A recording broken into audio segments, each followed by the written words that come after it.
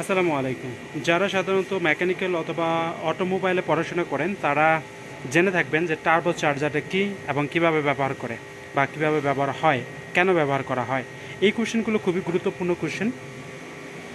আমাদের মেকানিক্যালে এটা সবচেয়ে বেশি এটা ব্যবহার করা হয় এই কোশ্চেনটা।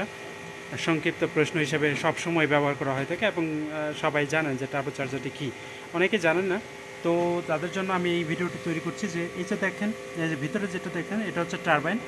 টার্বো চার্জারের দুটি অংশ থাকে, একটা হচ্ছে ইনটেক টারবাইন আর একটা হচ্ছে একজস্ট টারবাইন।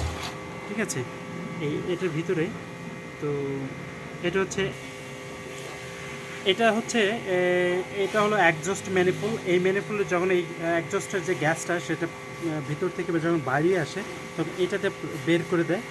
আর এটা হচ্ছে ইনটেকে যখন এই বাতাসটাকে কম্প্রেসর করে, এই যে টারবাইনের সাথে কম্প্রেসর করে, এটা হচ্ছে যে ইনটেক ম্যানিফোল্ডে প্রবেশ করায়। এই যে এটা হচ্ছে ইনটেক ম্যানিফোল্ডের লাইন, এটা দিয়ে হচ্ছে ইনটেক ম্যানিফোল্ডে প্রবেশ করে।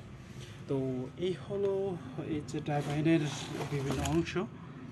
আর এটার এটার হচ্ছে যে দুটি অংশ তো বললাম। তো এখানে কেন ব্যবহার করা হয় সেটা হচ্ছে যে যখন কম্প্রেসর করে যখন ইনটেক ম্যানিফোল্ডে প্রবেশ করায়, গাড়ির স্পিড এবং গাড়ির যে শক্তি এটা কিন্তু বৃদ্ধি পায়।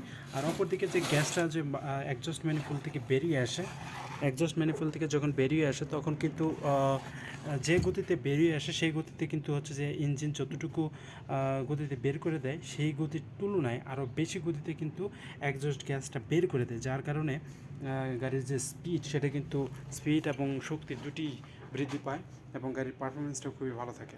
এই হচ্ছে গাড়ির টার্বো চার্জার।